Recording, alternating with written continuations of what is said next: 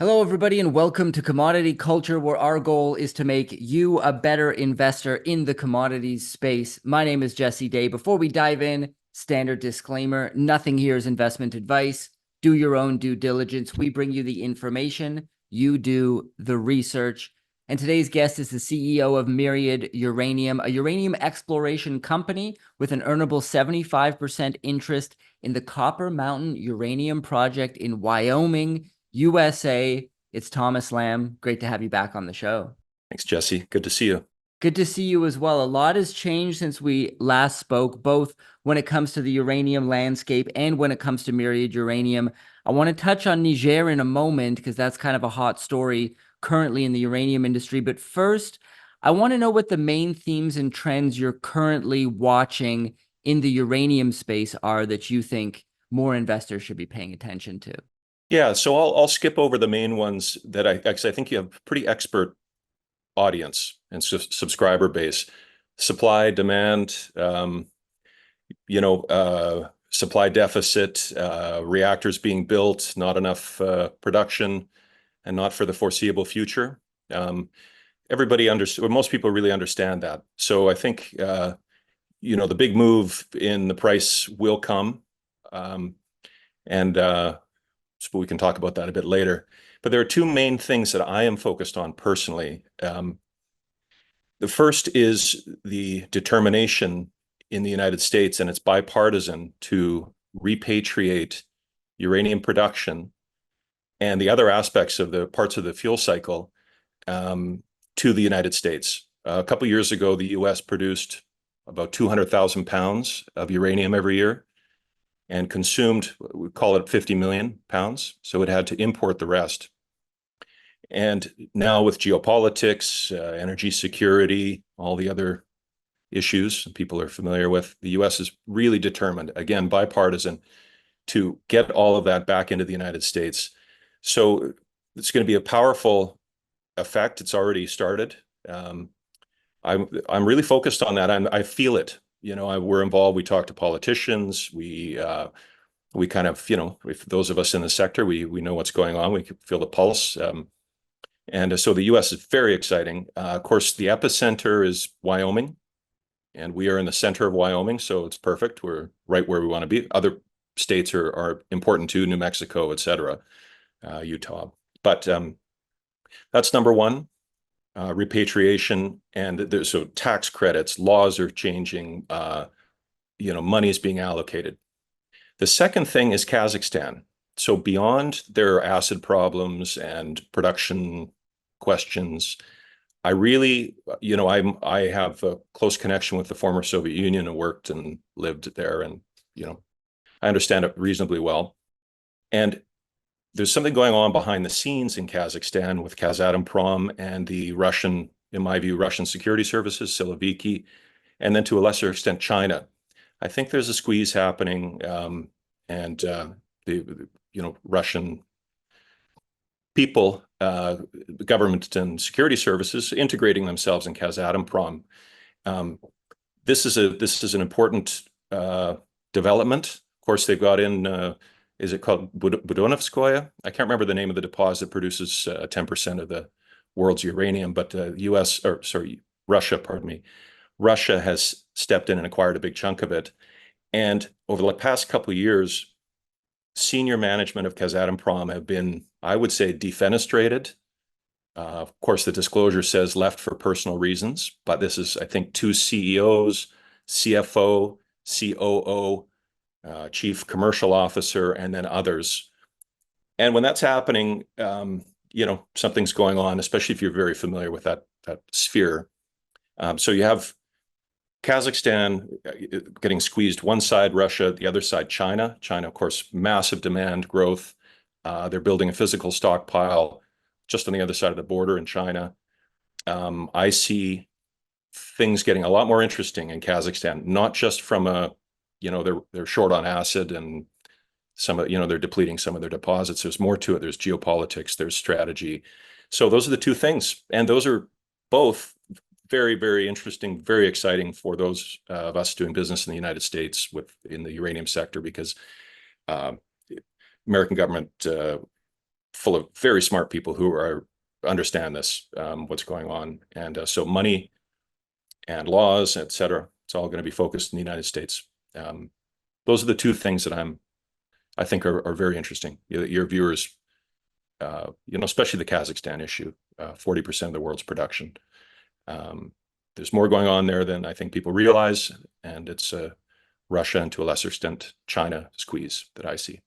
Yeah, very interesting perspective on the Kazakhstan issue. I think people are watching them miss production targets, the acid shortages you mentioned, but the behind the scenes, you're right. It's been a revolving door for management there, and there's probably something more going on. So that's very interesting to hear those thoughts. Management really objected to the involvement of the Russians. It's it's a Rosatom investment, but Yeah. that's just a front for the security state. Yeah, I want to jump to Niger as well. Obviously, the last time we spoke, Myriad was in Niger, operations there. Very excited for the future of uranium in that country. I think a lot of people were. It was a jurisdiction that has had a long history of uranium mining. However, since the coup occurred, a lot has changed. You have announced, Myriad has announced that you are exiting operations in Niger. Talk to us about that news and what you saw since the coup that made you decide to exit the jurisdiction. Yeah, it's very difficult for explorers in any commodity to operate and raise money when there's so much uncertainty and instability. We'll talk about Global Atomic, I'm sure. It's a case apart because it's got an amazing asset, and the West is, I think, really trying to make it work and keep it out of the hands of, China and Russia, I suppose. But for the rest of us, difficult situation. I know that the junta there in Niger is from the beginning of the coup, day one, they've been trying to really avoid anybody claiming force majeure, for example. But if you look, it's the very definition of it. Borders closed, airspace closed, sanctions, et cetera. So I really like Niger. I really like our partners there. I like, the people. I wish them all very well. But this is, that's a shocking event, a shock. And so there's that. Since then, the junta has ejected the French troops. Okay, maybe could have anticipated that. There's a long history of there. But ejecting the American forces that are there at that air base, which is in the uranium basin, protecting and keeping an eye on the basin, Niger, and the region, geez, that's a big step to have taken. I didn't think they would do that. That's a big step. Then inviting the Russians in to become friends. The BBC calls that in Africa, regime support services type thing that's brought in, and I just that development is not that positive in my view either. When the Russians come into these countries across Africa, they tend to also want to have the mining laws adjusted, and that tends to kind of be negative for Western companies, investors. So it's a whole thing people can dig into if they want about how things evolve and what's going on. You can see what just happened in Mali a few days ago with whatever they're called now, Africa Corps instead of Wagner. But just these connections.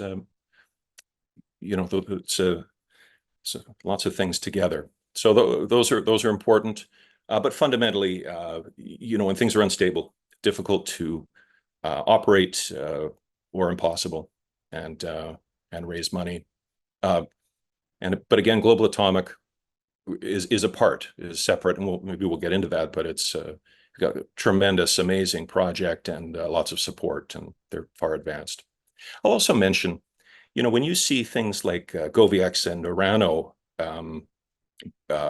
being ejected from Madawyala and Immereren, and the reason given is that over these years, the intervening years since the discoveries and their mining permit grants of their mining permits, that they haven't advanced, mine building.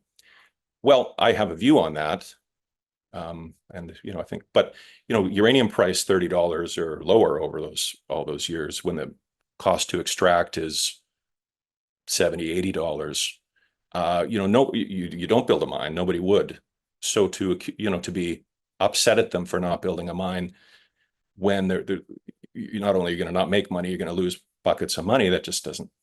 So something's up there, right? I mean, it doesn't. And as a corporate lawyer background, and I'm looking at the laws and looking at the letters going back and forth. That's another thing, another factor.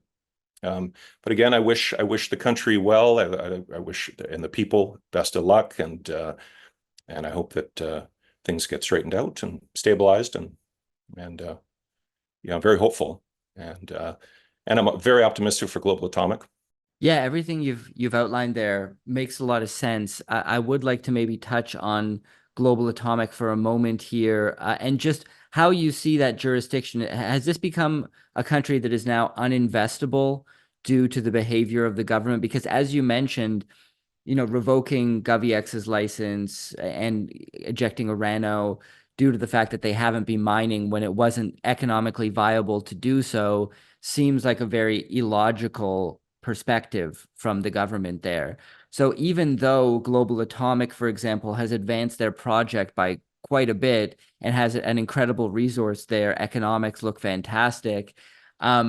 Is there still a risk there of the government doing something else illogical and deciding to block them from advancing for whatever reason, because they decide we don't want Western companies operating here or something like that? Yeah, I think there's enough sort of pressure. If you do sort of vector math, there's enough in favor of Global Atomic, being a Western company and the DASA being a Western controlled mine. There's so many interests, and I think that overall that will prevail, but of course, don't know for sure. It is, this is a classic thing when a country, of course, Niger, it's not necessarily all technocrats and experts making the decisions historically either. But when you get away from, professionalized expert, governance of a complicated sector, and you have people at the top making decisions because this is a decision they want to make. This is what they want, as opposed to, you have the leader goes to the committee of experts in that field and then asks them what for recommendation and does what they do. That to me, that's optimal. And that's how we see countries do very well, human well-being, improve, experts making the decisions about complicated things is absolutely key. When you see that sort of switch and you have an agenda and being imposed on the ministry, so that's worrisome more for everybody else, in my view. Global Atomic, I believe, is far enough along. It's a very, great management, excellent asset, and the West is really behind it. So I'm optimistic for it. So what is that? Is that for everybody else? Is it uninvestable there? I personally think people should just wait and see how things go a little bit when it comes to other, companies and investing there. I think it's you definitely have to wait and see. I'm a little bit discouraged about this 3-country tie-up, Burkina, Mali, and Niger. That's unfortunate in my view, but we'll see how that goes too. Yeah. I like Niger. I'm hopeful for it, but I think global's good for the rest of, for everybody else. People should wait and see how things develop in terms of investing. Yeah, I think that I'm does investing make a in lot of global sense. myself. Yeah. I invest in Global Atomic and I'm holding. I think risk reward there is excellent on global myself. Yeah, I'm holding, but I'm not buying more, despite the suppressed share price. So some people take an opposite view to that. They're loading the boat, so to speak. Some people have sold everything. Lobo Tigre has announced he's out of Niger. He sold all his Global Atomic shares. So I think it really depends on your perspective. I think for new potential shareholders to Global Atomic in particular, I think now is a good time to wait because the share price is already so depressed that you can at least wait for some confirmation from both the government situation, the mine advancing, the market to still get in at a very cheap entry price. Of course, not financial advice there, but I want to talk about the drawdown we're actually experiencing across the uranium sector as a whole. If you go on Twitter or X, whatever you want to call it, and you take a look at sentiment there, it is extraordinarily low. There's posts there with people bemoaning that they ever got involved with uranium.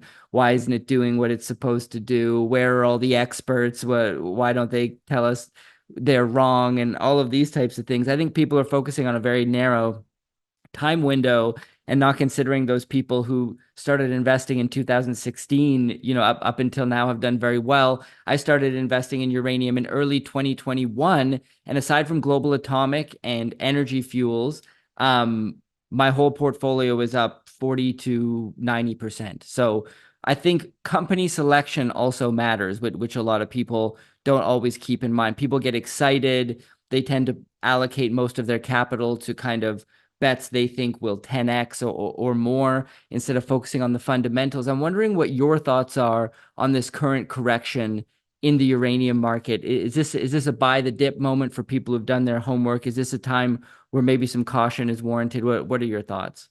First, I think everybody needs to take care of the main things, family, home, food, basic investment portfolio, depending on what you do for work and that sort of thing.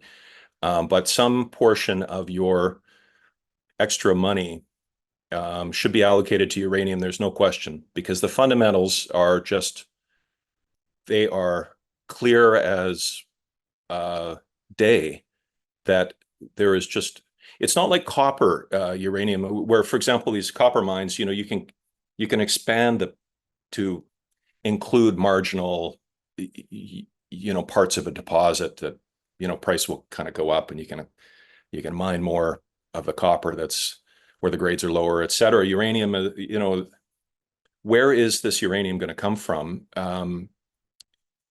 So we'll get back to that in a moment, but I want to mention that humans are just this is just exactly when things are about to get really exciting, when everybody is completely exhausted and discouraged, and it's just, forget it. This is when things just go parabolic. It's, history shows, et cetera. And behind the scenes, things are very tight, right? You have this massive, you fundamentally have a massive supply deficit that just cannot be addressed. So I'm really sorry for everybody that's invested and maybe lost some money because they got caught up in things, and things have gone down. They've invested in SPUT or something like that, and it's gone down a bit. This is, if you have extra money, this is the time to get in, be smart, don't just spray it around, and trust if you're not an expert, trust some feeling you have. Do your research like you advise. Yeah, there just is there's a massive supply deficit. And what have we got? We've got DASA in Niger maybe coming on. You've got whichever one, is it Arrow that's supposed to be next in Athabasca? I can't remember, but as we can get into, I'm just not that optimistic about these Athabasca deposits producing anytime soon. I'm just not. I don't think they will. You're going to have U.S. deposits come on, and projects come on, but this is, 500,000 here, 2 million there, 3 million there, maybe, that type of thing. But that's a really far cry from the 50 million target that they're after. They're going to get from 200,000 up to a few million, and, up from there a bit. And then, of course, our project, Copper Mountain, could be a near-term producer too. So, hopefully we add that to the mix. Yeah, there's just no cure for this supply problem. Yeah, and prices will respond. Yeah, that's what I think. Absolutely. And I love what you said about take care of, yourself first. Everybody should have an emergency fund before you start putting money into something as volatile as uranium. You need to have cash on hand in case of any emergency, in case, you lose your employment, etc. Have several months of living expenses at hand. Also, for me personally, a sector as volatile as uranium, I don't invest a single dollar that I can't afford to lose. That if I lost that money, I wouldn't be able to just go, okay, that's unfortunate. I lost this capital. It's not going to affect my ability to pay my rent, my ability to buy food, et cetera. So I think people really need to think about that. And also not investing money in uranium. They're expecting to cash out by a particular date. I think this goes for all investing, but particularly for commodities, which are extremely volatile. And the thesis can take way longer than you think to play out. Depending, sometimes it happens quickly, sometimes it doesn't. But I see a lot of people online as well who are saying, well, I'm going to cash out at this time and then I'm going to use the money for this. It's like you can't make these time-based goals when we're dealing with the commodities sector here. I do want to pivot to Myriad Uranium specifically now. We talked about you exiting Niger. Now you're focusing on Copper Mountain in Wyoming. I think Wyoming is one of the greatest mining jurisdictions in the US, if not the world at present. Talk to us about how you're executing that transition and provide us with some details on your project at Copper Mountain. The coup occurred a year ago, roughly a year ago today, I think. And I've spent a lot of time in Africa, East Africa, 12 years, et cetera. And lots of other places. And I've been around, and I thought, okay, well, we have to pivot because even if people are thinking it's going to stabilize, it may not. So we immediately looked for another project. We partnered with a company called Rush Rare Metals, excellent partner. I actually suggest people take a look at that company. So their second project, they're focused on a Quebec uranium niobium project. Second project was this Copper Mountain project. They had it in their pocket. They hadn't advanced it. They knew it was very interesting, but they just hadn't advanced it yet. We came along and partnered with them, negotiated a 75% earnable interest over 4 years. And then as we were in the letter of intent due diligence phase, we got a huge pile of historic data from the 1970s, mostly. A little bit from the 1990s, 96, 97, ARCO or Anaconda, and some from 2006 to 2012, Neutron Energy, now Encore. So very well known, we got folded into Encore, I believe. And so we got this pile of historic data. We started going through it. And instead of what we knew it was interesting, but when we did the deal, but it turns out this is a fantastic project, huge. Here are the headlines.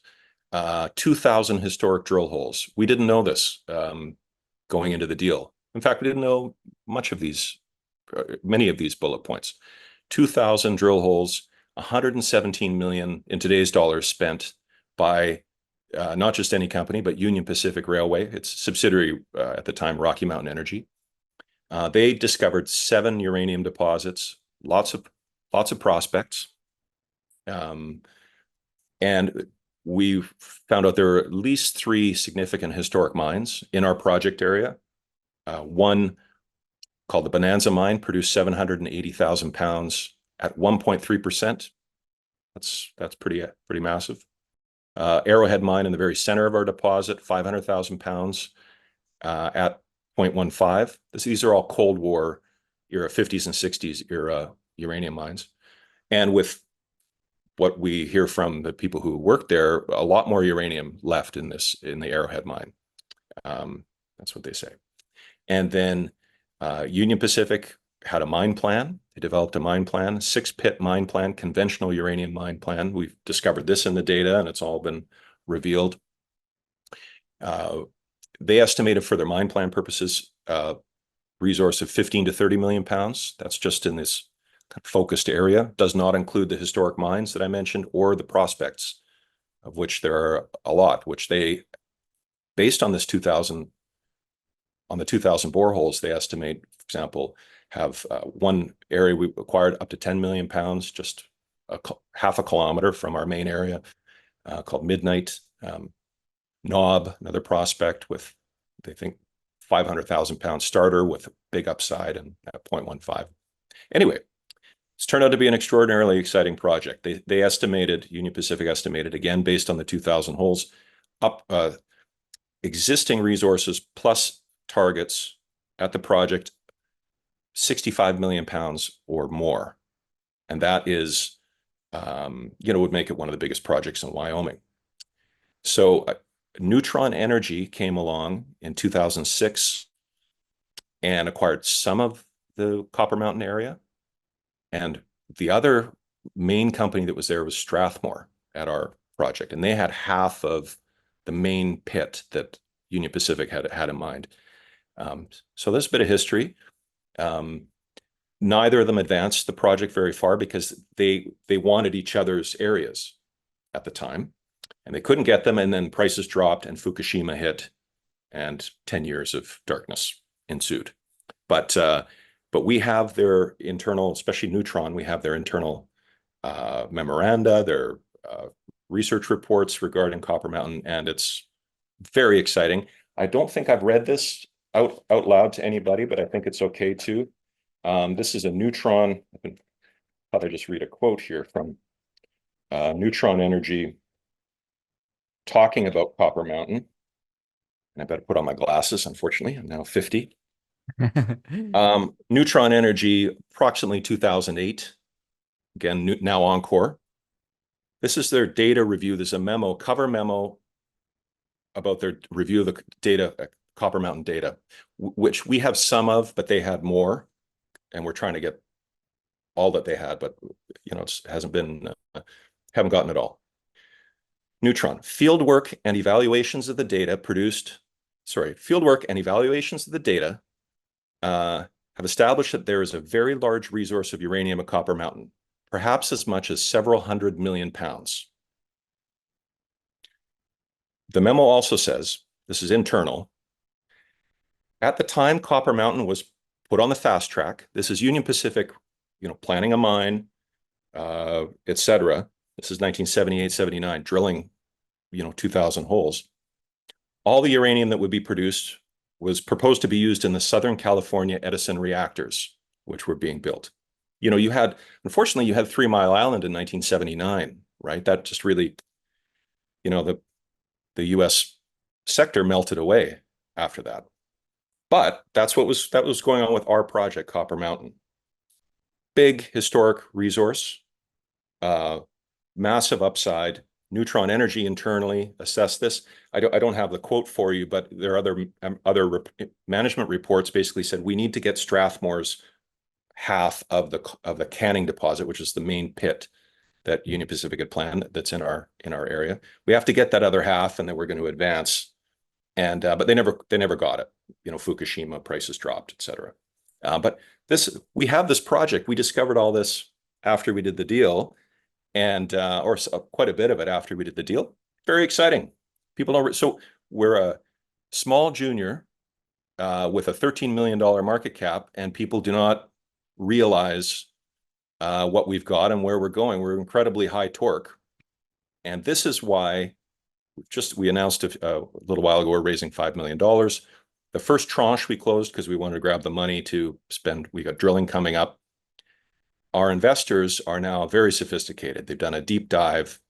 Doug Christofferson, an expert on behalf of, done lots of due diligence on behalf of big international companies, JOGMEC, et cetera, did due diligence on behalf of some of our big investors. These are funds, well-known international investors, including one who, wrote one of the big checks for Global Atomic a few months ago. And we now did a deep dive over six weeks, 2 months. He's now joined our technical advisory board and said, this is very, very exciting.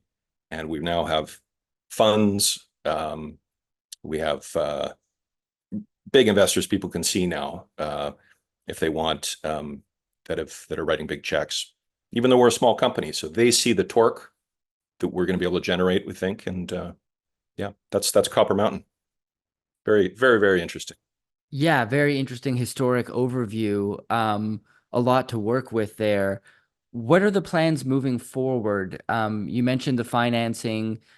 are the plans to do more drilling from here? And ultimately, are you looking to advance this project into production yourselves? Are you hoping to get enough of a resource that you can then get acquired by a larger company? What's the plan there? Okay, well, so we're raising the money. We just completed ground mag over the key area, the high grade zone, or the area of special interest, as ARCO or Anaconda called it in 1996, 97. So we've completed ground mag. It looks really, really excellent. And the plan now is to drill. We have applied for drill permits. It's looking very positive. We're optimistic that we'll be drilling in September. And we are going to drill and confirm historical resources. We're going to start that process. But we're also doing two other things. So we're going to confirm historical resources. Union, by the way, Union Pacific only drilled down to 183 meters. A couple exceptions, but just generally that was sort of their, is that a hard deck, would you call it, in Top Gun or something?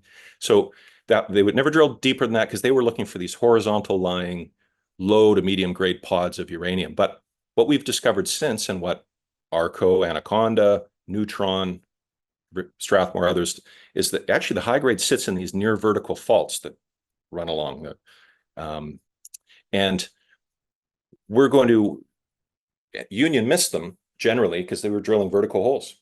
And we are going to drill perpendicular or orthogonal to these structures, which we hope will intersect lots of high grade. Should be exciting.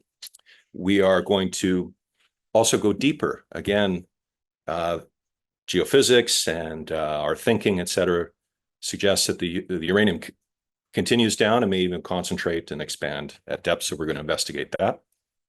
And then hopefully we're going to have a really big drilling season next spring, summer, and fall also. Bring resources current, investigate the high grade, go deeper. And then, I'll just remind everybody of this quote from the Neutron data memo.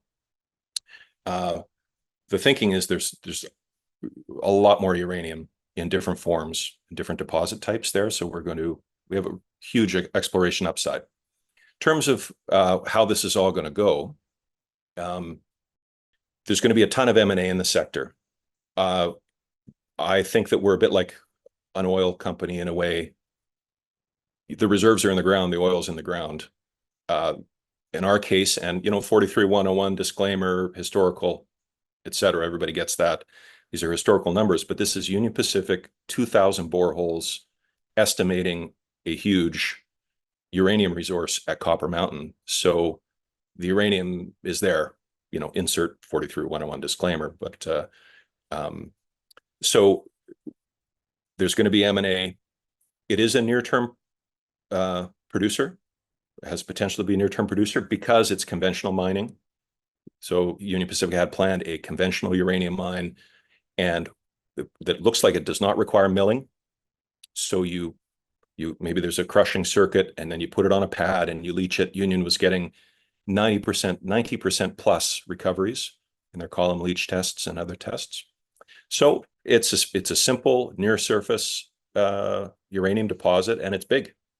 And there is in situ recovery potential, by the way, but for part of the deposit. But we'll look at that in the future. So what are we going to do? We're going to advance it. There's a very good chance there'll be M&A, but also it could be advanced to production, and of course both are likely to happen, production and M&A.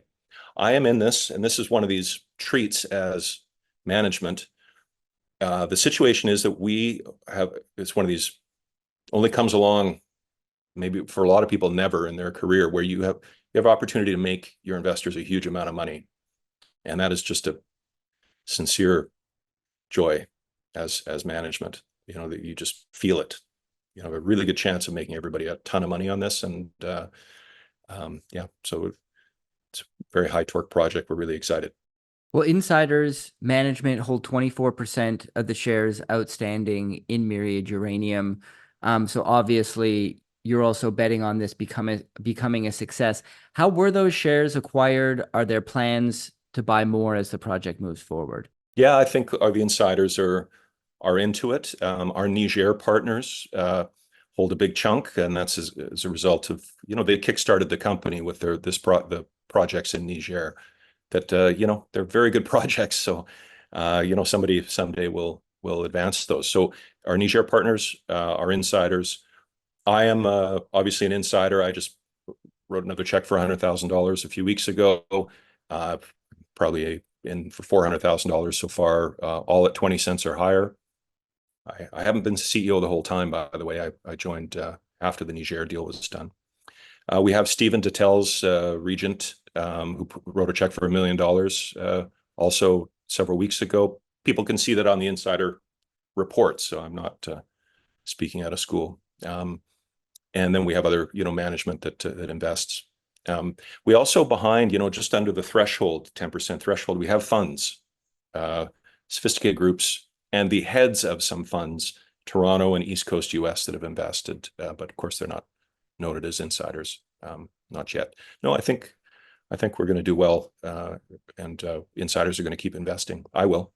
Right. Yeah, we love to see skin in the game. Obviously, that's one of the main things a lot of investors, particularly in uranium and commodities in general, look for. Is there anything about Myriad Uranium we haven't discussed thus far that you think it's important for potential shareholders to be aware of? Please look at well, I'll just remind everybody, we're in Wyoming. We have a lot of historical pounds. We're way ahead of these, compare us against other juniors who have maybe spent half their budget promoting themselves and they're just looking for uranium. We have a massive historical resource and with big upside potential. And we're in Wyoming. It's going to be the epicenter, and there's going to be lots of action there. So keep that in mind. But also, I invite people to go to our website and look at our advisors. We have an extraordinary advisory board, and then our board, by the way, is getting built out. We have the group and the team to build a really big company here that is going to do extraordinary things and hopefully make all the investors, a lot of money. Take a look. Not just Simon Clark, who has recently joined us, CEO of American Lithium, which also happens to own Makasani, one of the top 10 deposits in the world. That's in Peru. We have Jim Davis. Jim Davis is on our technical advisory. He was the general manager of Union's exploration at Copper Mountain in the 1970s. He drilled a huge percentage of those holes. He knows the project inside and out, and he's very excited that we're there. He's full of ideas of exactly how we can approach this and turn it into a success. 3 Mile Island hit, prices dropped in 1979, during that time, and everybody's heart was broken. This was going to be a big, and it would still today be a big conventional uranium mine pumping out uranium for the Edison reactors in California. All these people that were involved, they feel that. Jim Davis is now an important advisor to the company, and he's an enormous asset and continues to be. Take a look at everybody else that's involved in this. We're building something here that's not, it's not like a junior company group. We're going to do something really, really interesting here. And if you can't invest, again, take care of first things first. Put us on your tracker and watch us build a company. See how a company is built. I would be doing something else normally, with my professional background and what I would be doing with my time. But I'm in this, and you can see I'm putting my own money into it. I'm in this because we have very good chances. And I'll just repeat it again.